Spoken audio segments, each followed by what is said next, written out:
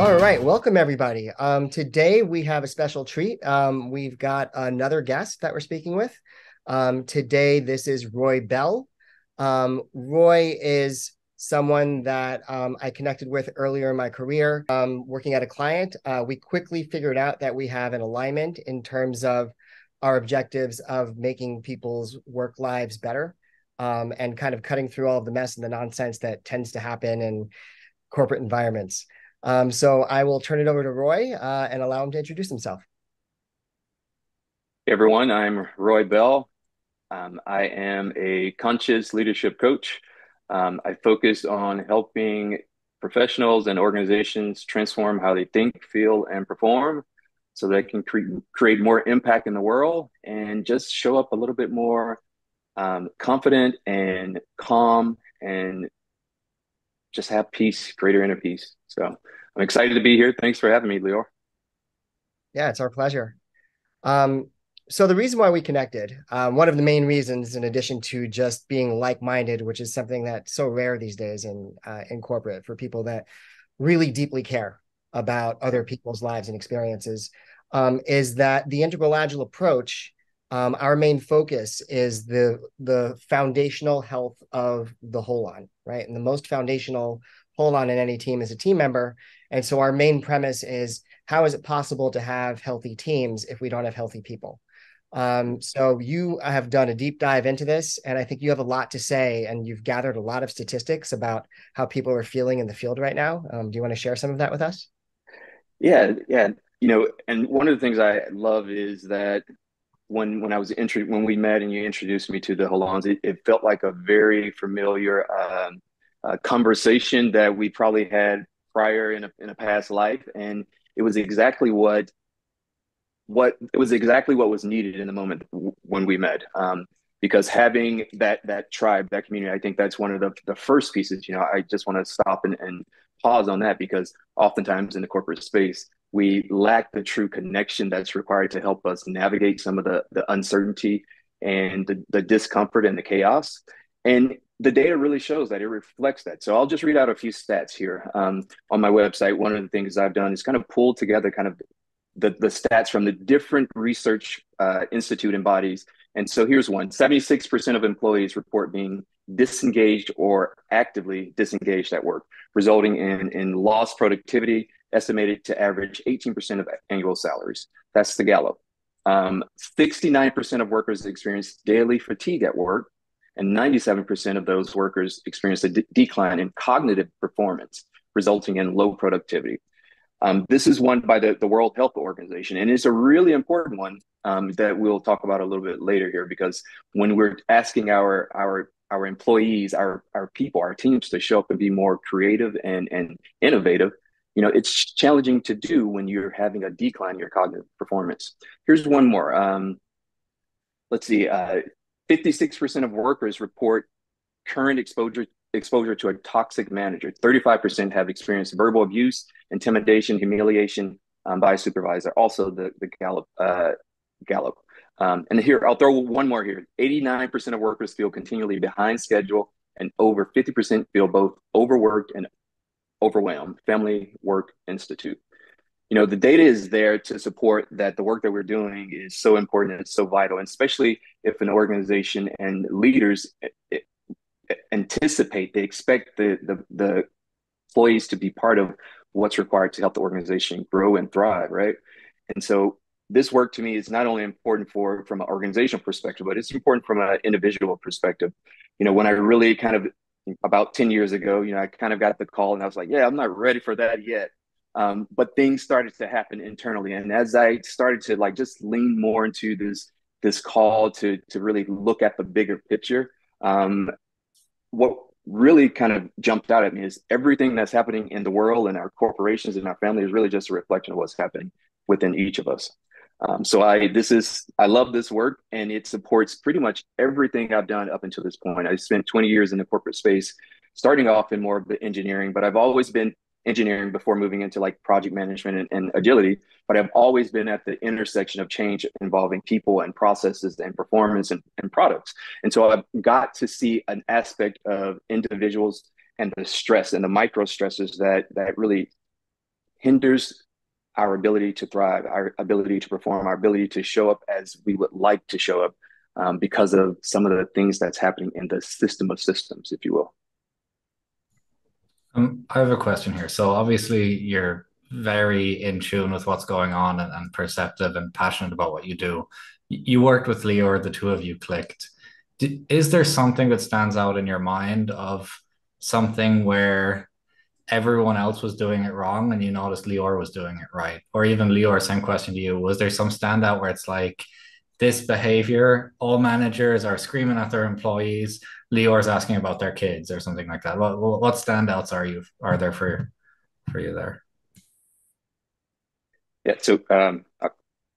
I'll go first, Leo. So I think one of the things that stands out for me is when you talk about the Holon is, to me, that really says everything is connected. And oftentimes we ask employees to show up and just do the work. And it's hard for employees to show up and just do the work, just as hard as it's for them to leave the work as they go home, right? So everything is all connected, everything that we're experiencing, right? We're operating in this system of system. And I think what the integral theory does is really kind of conveys that in a really interesting and polished way. Something that I was really excited to see, because it really started to validate some of the thoughts. I'm like, am I the only one that thinks like this? You know, you oftentimes feel like I must be like an alien or something, because no one else is having this thought, and they seem to be really happy. But what we've really come to learn is that oftentimes we're pushing down the things because we don't have a space to go to share it and connect. And so that's one of the things I think we connected on because of that. Yeah, I agree. And I love how you put it, because our objective with this channel and being at Agile 2023 and meeting people is that we hope to find those people that feel the same way, right? That feel like they don't fit. Um, they intrinsically feel that there's something better, and they look around at the world around them and they say, well, how are you living in this world where clearly everybody's suffering, and it looks like you're suffering because you're not bringing, people's behavior and what they do is a reflection of what's inside of them. So if you're making everyone miserable around you, it means you're probably pretty miserable. So why do we see so much of that? And yeah, it's painful to watch. Yeah, absolutely. It is. Roy, Yes. I have a question. Do you implement a methodology, or how do you work with your clients? Yeah, so I wouldn't say I have a set methodology. Most of my work, I really just try to attune to what's needed for the client in that moment. So I'll give you an example. When I started off kind of on this journey, working with individuals and even with teams, kind of doing some of the facilitation, one of the big pieces that I really started with was really more mindfulness. And as I started to do more of the work, I realized that mindfulness is it's a heady thing. It's very logical, and it requires us to be in a out of the fight or flight state, but in this rest and digest, so that we can actually, our cortex is operating, so that we can really receive the things that seems to be so logical and easy to understand. And what I learned during this over the last 3 years or so is that oftentimes we have to kind of take a step back and do some of the things that are a little bit more somatically. So I teach individuals how to really use the tools that they have with them. We have an assortment of tools that we oftentimes neglect, and we haven't been taught how to use them. Some of those tools include our breath, it includes our touch, our sensation, and these are things that brings us back into the present moment. And I think one of the conversations you and I have had, Leor, is really talking about how oftentimes a lot of people, they're living the present in the past, right? They're here right now, but they're replaying the stories, the narrative, their experiences from the past, and that really hinders them from being able to consciously listen to understand, opposed to just react, right? So we gain so much value for being able to really just come back into the present moment, and oftentimes that takes us dropping out of our head and dropping into our body to see what's really going on.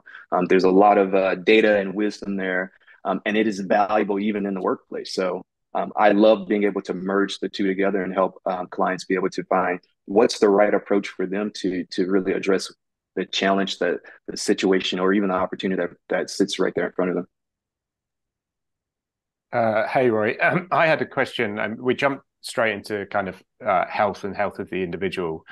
And I'm aware that health means different things to different people, and even you could be healthy in one way and unhealthy in another way. Do you have any kind of insight or perspective into like the umbrella health and what makes up health? And I guess what I would say is, like, some people talk about mental health and physical health, but is that all there is there, or is there other things?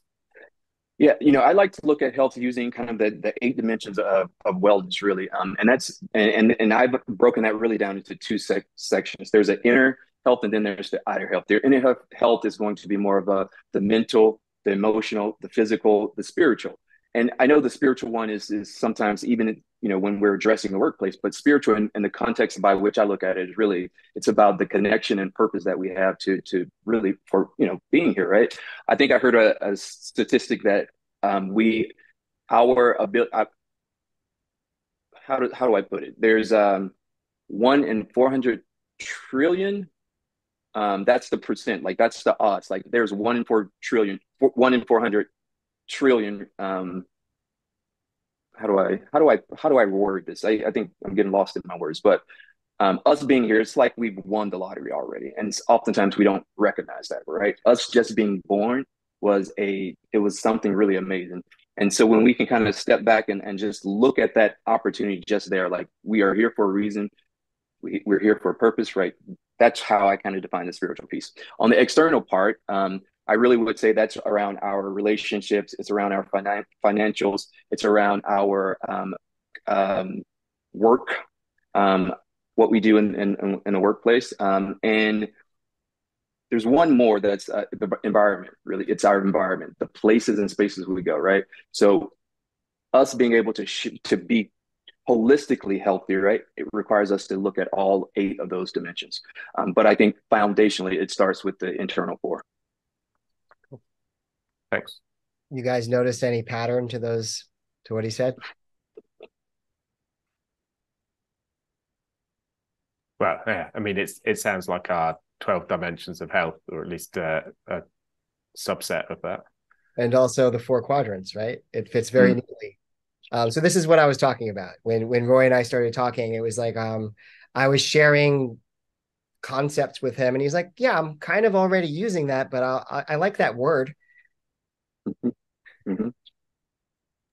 Yeah, we discussed it the other day in one of our videos that there's something kind of very natural about this. And I think it wasn't in one of our videos, but I was saying to someone, when you teach someone integral, either they get a new toolbox or they get a new vocabulary for a toolbox they already had. And it sounds like you were like, wow, cool. I can now put words to what I'm saying.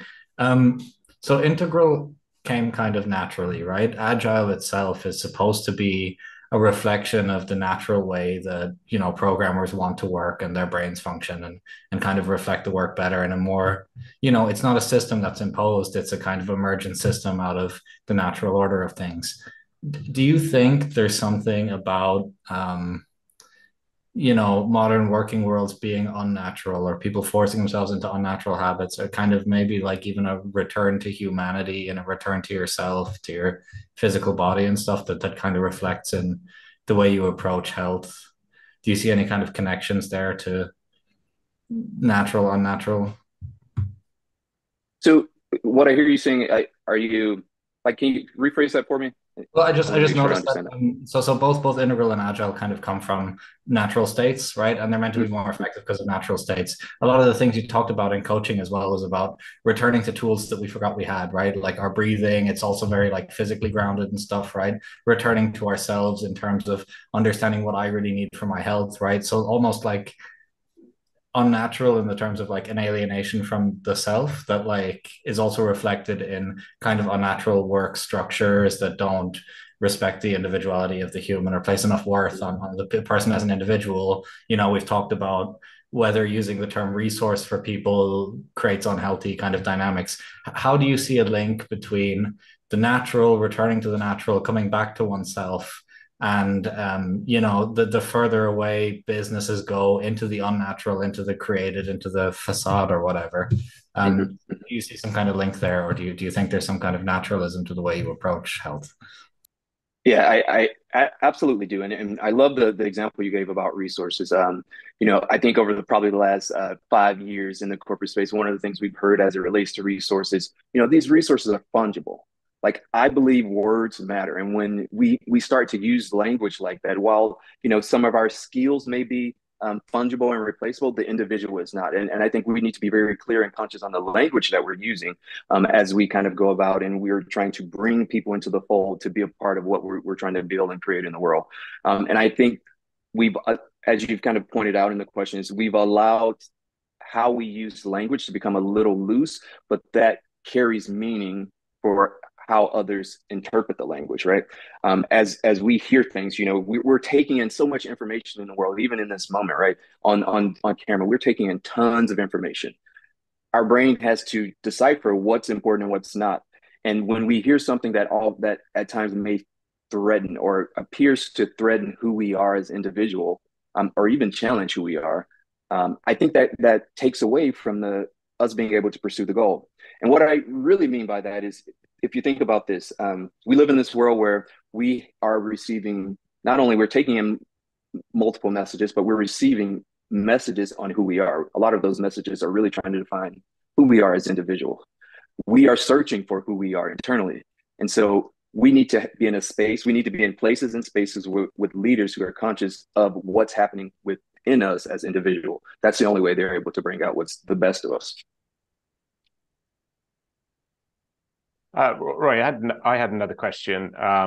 So I know you met Leo at a large financial institution. I just wondered, a lot of the stuff that we're describing is quite forward thinking and cutting edge, particularly as it relates to kind of your emotional health or your emotional well-being or your spiritual well-being.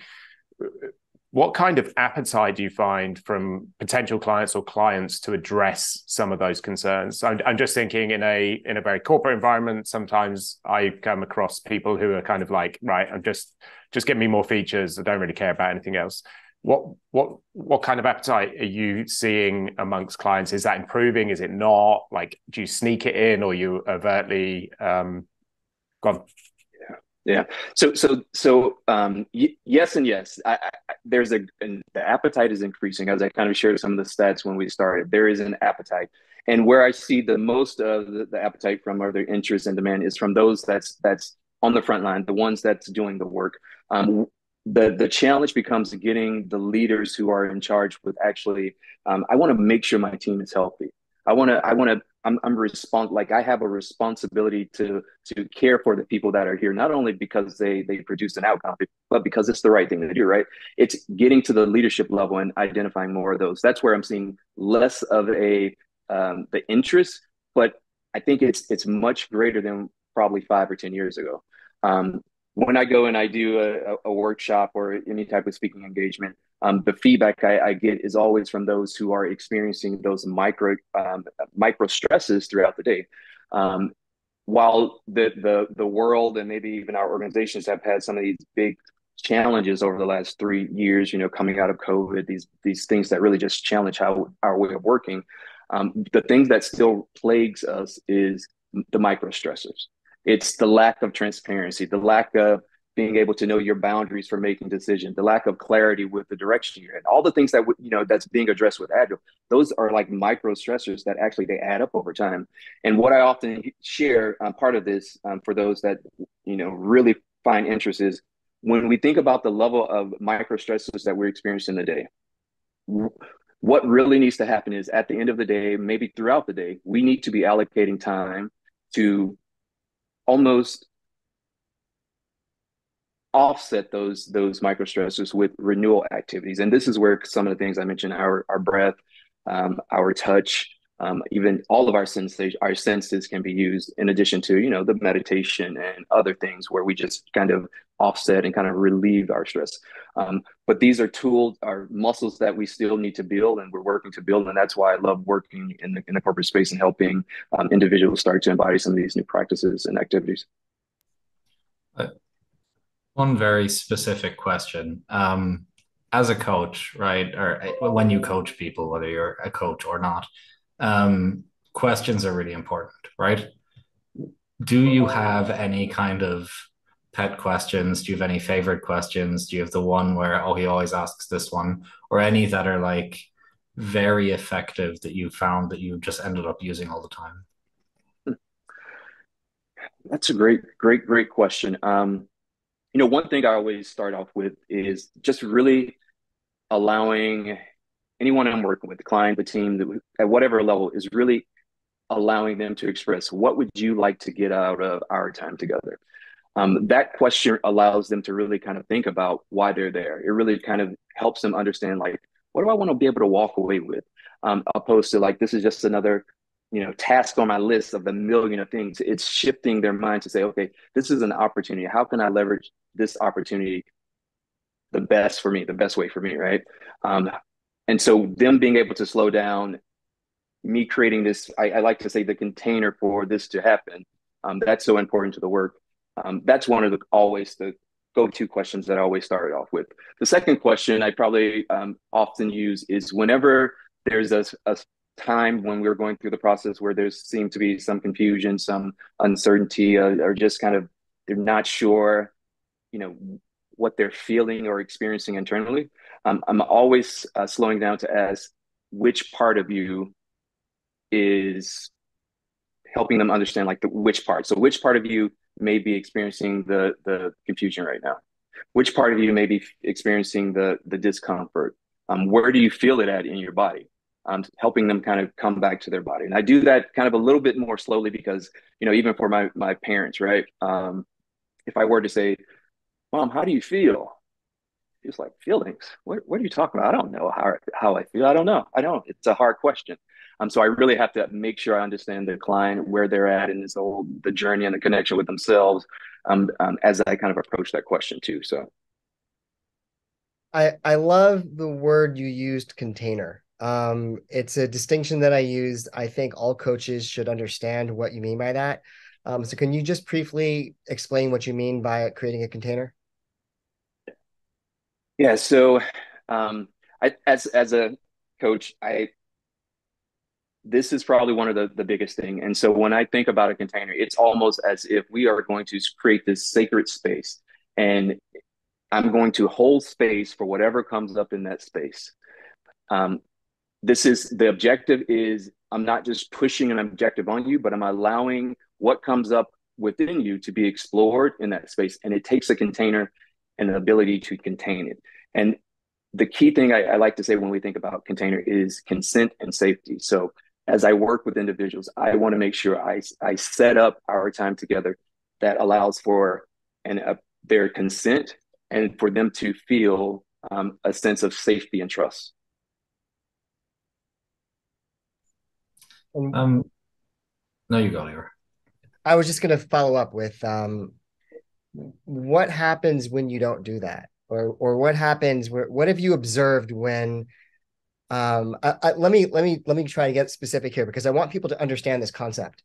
Talk about what it takes logistically, practically, to create a container.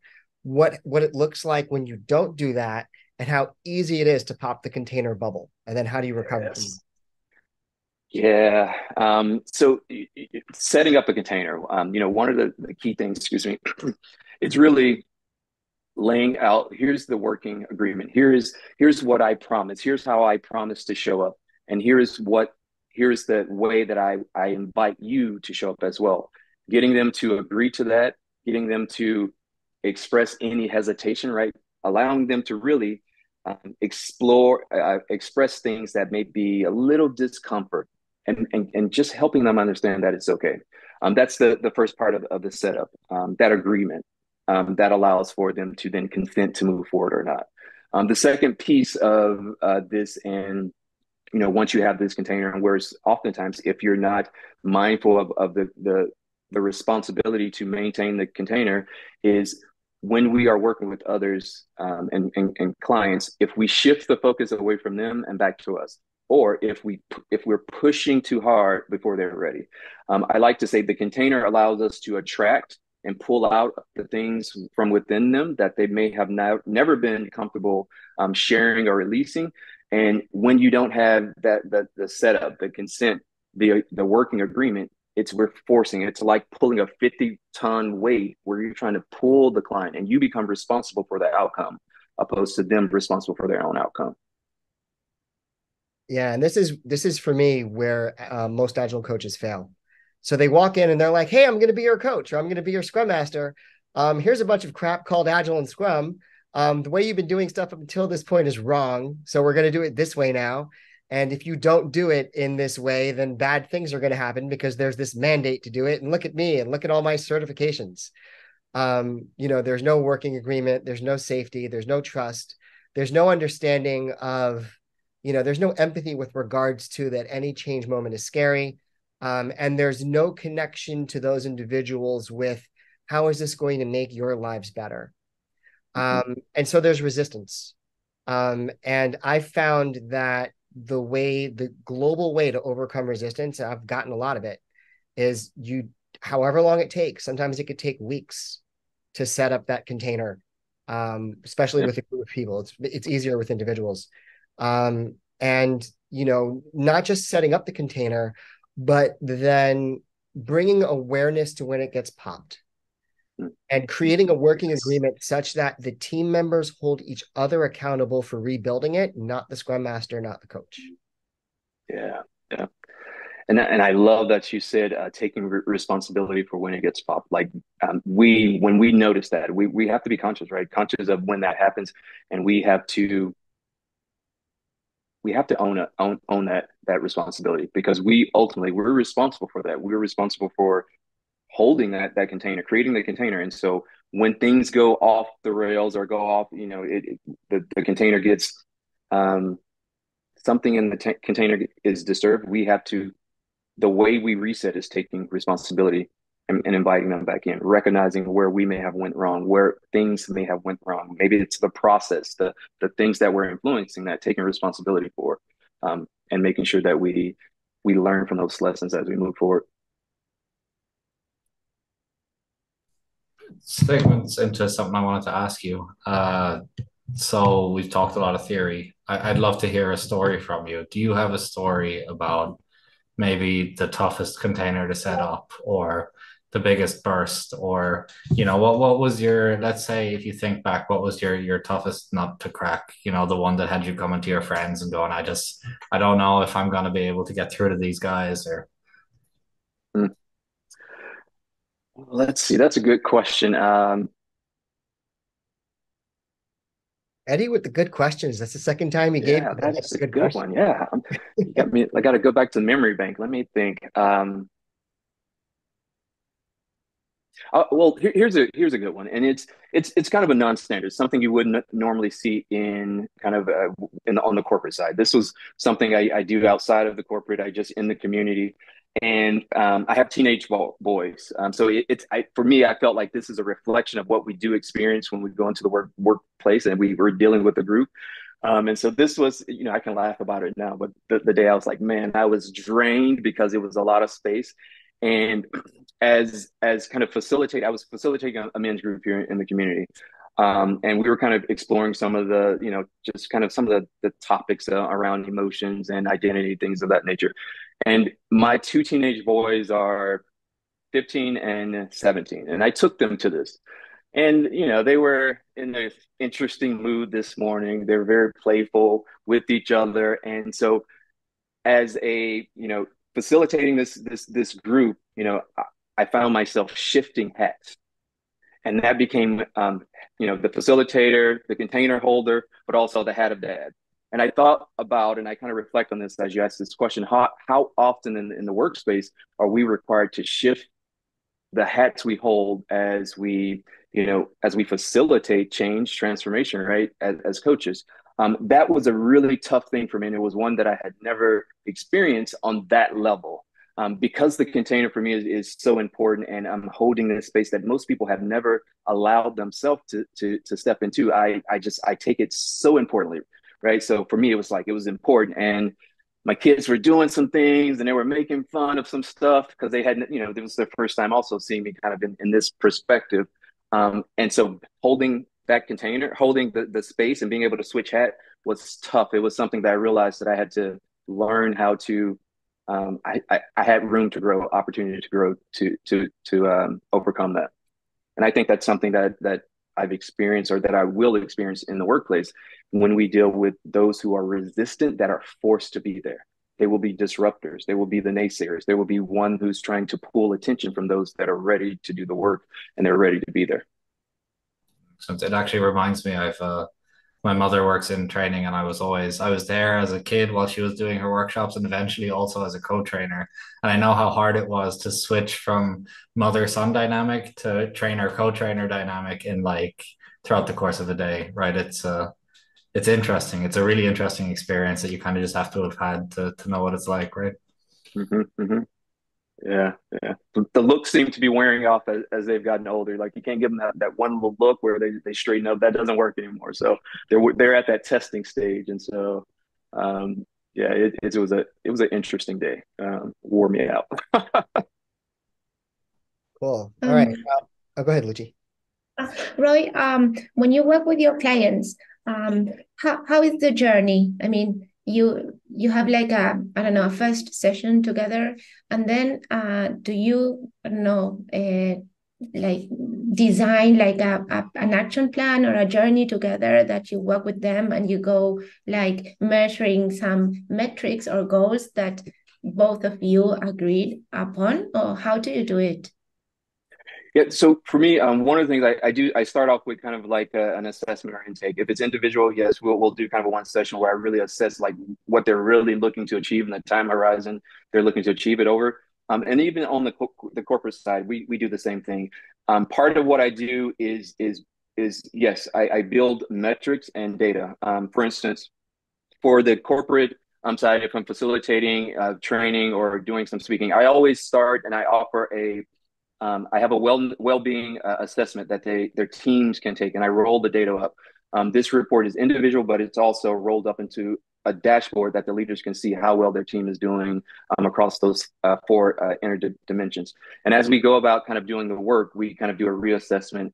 We do something that, the qualitative, but also the quantitative. I always kind of take the temperature, speaking with individuals, being able to assess where they are and things that normally wouldn't be captured in the report. So I keep it a little loosely defined, but I do have kind of an approach that I do, and the journey is always customized to what they're looking to achieve. So we work together to build those and create the journey plan.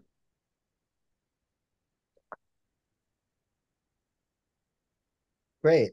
So given the climate that we're living in, and the statistics you rattled off and the things we know about with the anti-work movement and the great resignation and quiet quitting or loud quitting, there's obviously a need for what you're offering from an individual one-on-one perspective and what we're offering from a different take on Agile. To Ben's point, this is quite forward thinking. And so smaller companies and individuals are looking for this right now, but the corporate landscape looks like it might not quite be ready. What do you think is next for us? And what do you think is going to happen to some of these larger corporate clients if they don't get their act together? Yeah.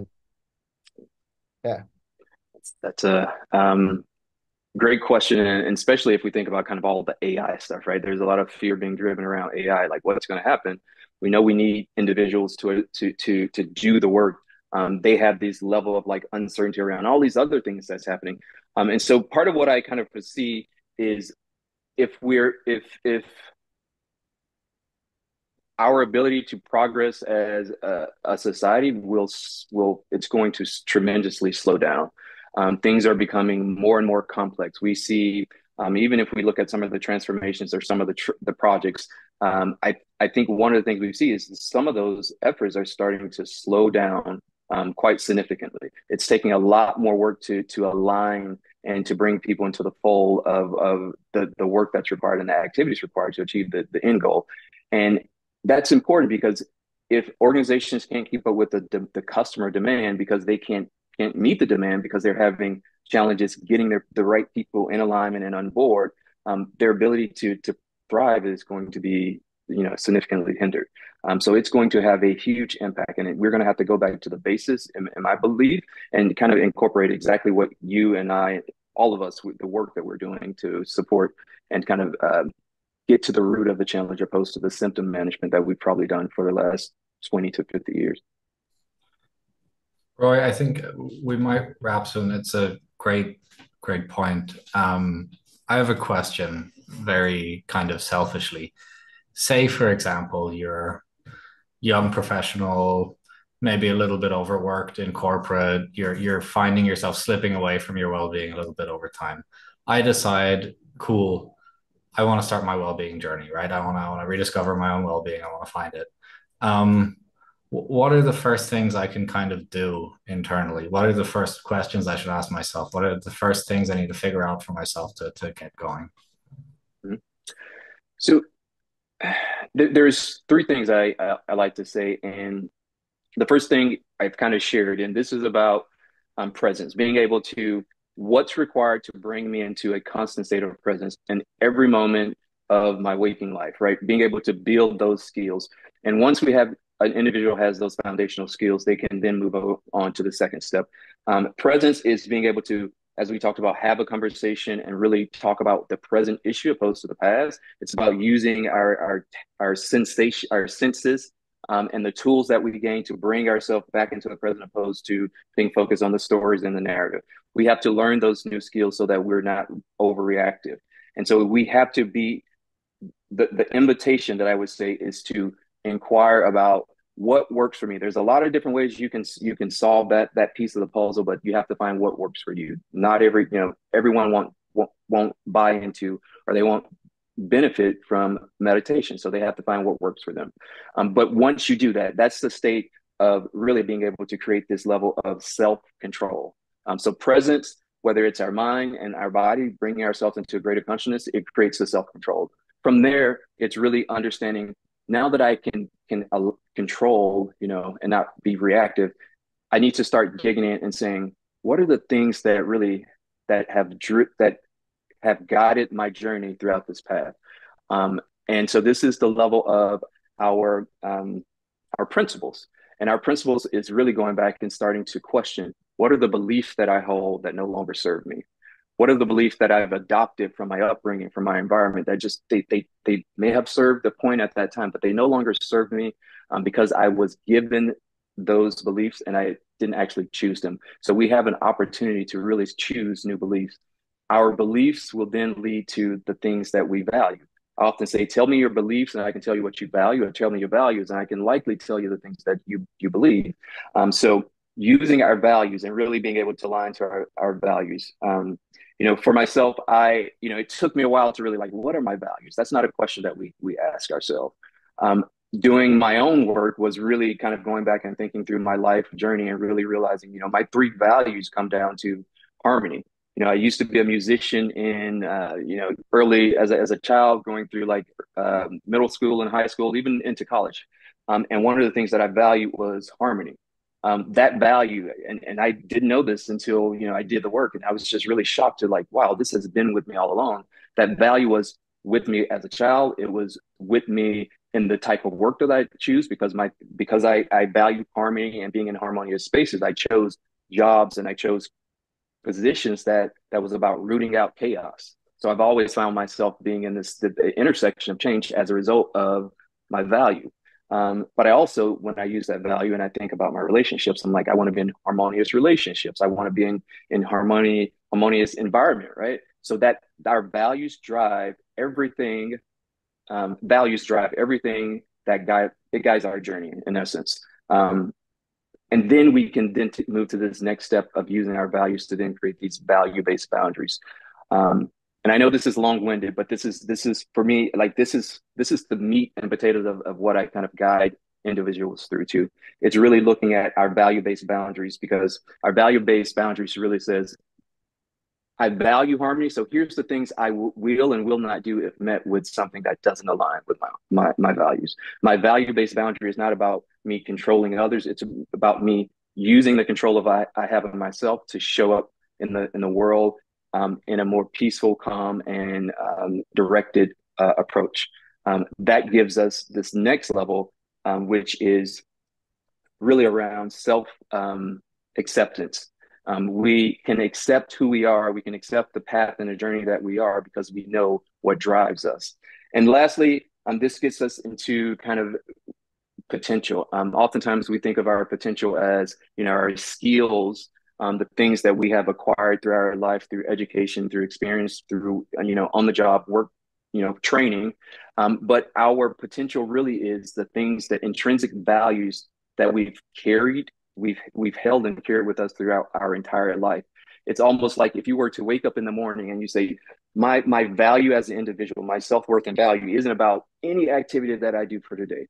I'm going to wake up and I'm going to feel good just because I know what my worth is. I know what my intrinsic worth is. And so it's making that shift and shifting away from this the societal and the things that we have been influenced to kind of control our mind in some ways. And what I mean by that is, if you think about society, it's like you're only as good enough as the job you hold, as the money you have in your bank account, as the things that you can that others can see on the outside. And we have to make this transformation to say, what is the things on the inside that makes me good? Because then we can step into our greatest potential. And through these three things, kind of our presence, our principles, and our potential, we understand and we come into a greater understanding of who we are, our own identity. And from this place, we get to then ask this really, really, really important question each and every day. And that question is, who do I need to be in order to do the things that's required so that I can have everything that my heart and soul desires? The being is the level of identification. The doing is the level of action or activation. And the having, whether it's tangible or intangible, that is the level of possession. And so if you want to be peace, if you want to have peace, I should say, then maybe the way to start your day is to be peace. If you want to have calm, if you want to have whatever it is you want to have, it's to start off with making that who you are and you're part of your identity. And so that's the kind of the approach in the journey, I think, that we, and the types of questions that we need to ask ourselves and be willing to ask ourselves, be willing to question everything.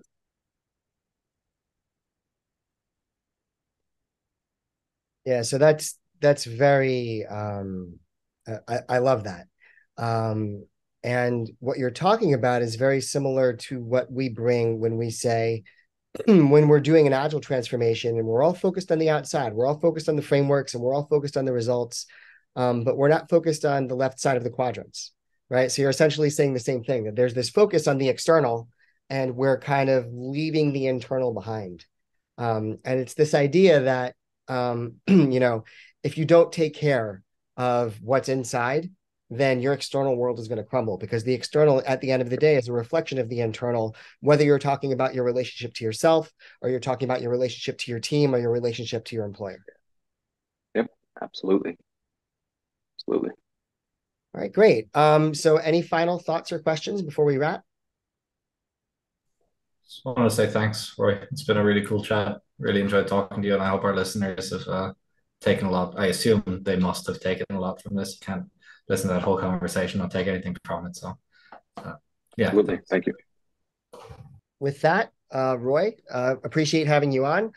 So for people interested in learning more about what Roy is up to, you can go to roybellcoaching.com or thriveforceteams.com. They'll be in the links below. We hope that you've enjoyed today's interview. As always, please like, subscribe, and all the other things that Alana asks you to do when she comes in as the host and does a better job of it than I'm doing. And with that, we'll see you next time.